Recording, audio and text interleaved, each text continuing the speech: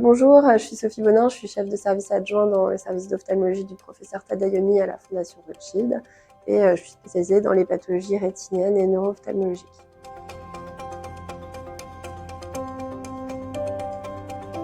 Pour nous, c'était une petite révolution. À l'époque, j'étais chef de clinique à l'hôpital Lariboisière. Ce nouveau dispositif d'imagerie nous a permis de redécrire la microvascularisation rétinienne. On a passé beaucoup d'heures à faire des images sur nous, sur les sujets sains, pour comprendre ce qu'était le plexus capillaire profond. Donc oui, clairement, c'était une petite révolution. Ça a permis assez vite de mettre en évidence des choses qu'on connaissait mais qu'on voyait pas. Donc, par exemple, les zones de non-perfusion. En angiographie à la fluorescéine, il y a souvent un peu de diffusion. C'est difficile de se représenter la non-perfusion.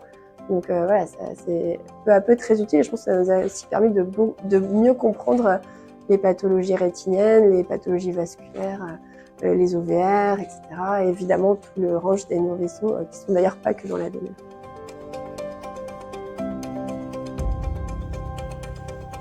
On faisait avant et on faisait probablement pas si mal, mais effectivement ça nous a permis d'avoir un dispositif non invasif pour mettre en évidence les zones de non-perfusion, les néovaisseaux choroïdiens, donc un apport probablement inestimable dans la DMLA puisqu'on n'a plus besoin forcément de faire une angiographie à la fluorescéine ou à l'indocyanine pour mettre en évidence le néovaisseau choroïdien, mais aussi dans le diabète où on peut voir la non-perfusion. Initialement, je pense que c'est un outil qu'il a fallu prendre en main puisqu'on n'avait pas forcément de viewer à l'hôpital pour voir les imageries. C'était plutôt des images qu'on analysait a posteriori, mais c'est vrai que maintenant on n'imagine pas s'en passer et on en a besoin, je dirais surtout en ce moment pour la DMLA, mais je pense que l'utilité va grandir. Ça a aidé aussi sur les diagnostics de PAM, d'occlusion artérielle partielle, sur la visualisation du plexus profond qu'on ne connaissait pas. Et ça, évidemment, ça a révolutionné notre compréhension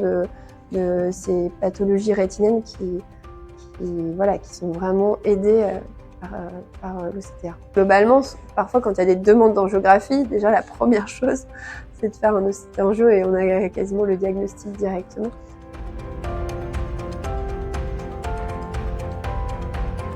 Je pense qu'on fait beaucoup moins d'angiographie.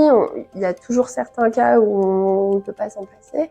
Mais oui, je pense que pour un diagnostic de néovaisseau, même parfois on est plus à l'aise. On est sûr quand on voit le néovaisseau à l'OCT angio et on n'a pas besoin d'avoir plus d'examens. Donc quand c'est assez typique, oui, ça évite évidemment de réaliser des angiographies. Et ça aide au diagnostic. On avait reçu un jeune patient d'une trentaine d'années pour une baisse d'acuité visuelle brutale unilatérale. Et en fait, il avait une occlusion de branche artérielle rétinienne.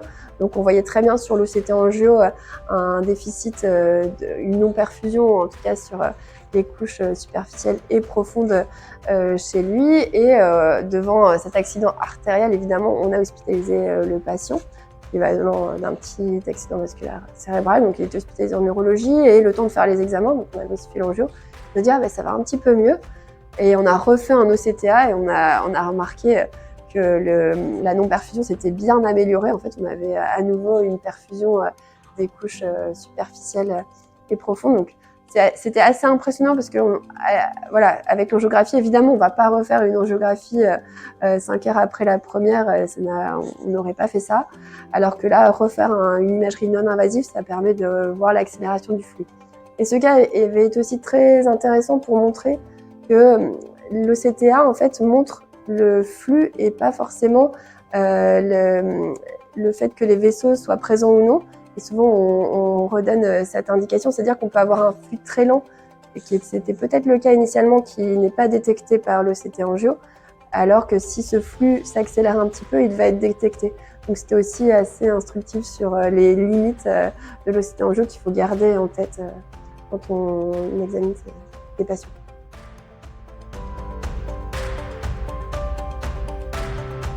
Ça va super vite.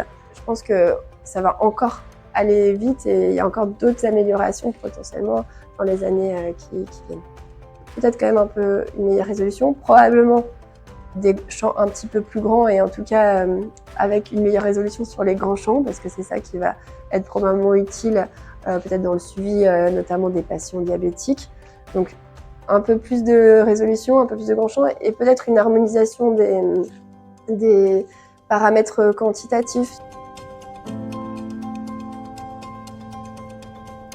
Alors je crois que c'est assez simple finalement de visualiser les images. Peut-être ça demande un petit temps d'adaptation, de bien comprendre qu'il faut aller regarder les différentes couches, regarder au niveau de la choriocapillaire, de l'espace de la zone avasculaire, enfin, vraiment de regarder couche par couche.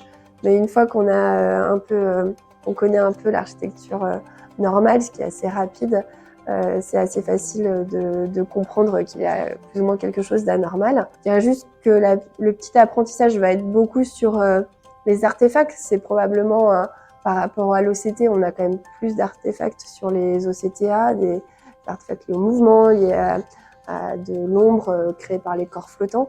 Mais encore une fois, ça s'apprend et assez rapidement, assez facilement. Et en tout cas, l'acquisition est facile, non invasive. Et ça, c'est quand même un des atouts principaux de l'OCT en jeu.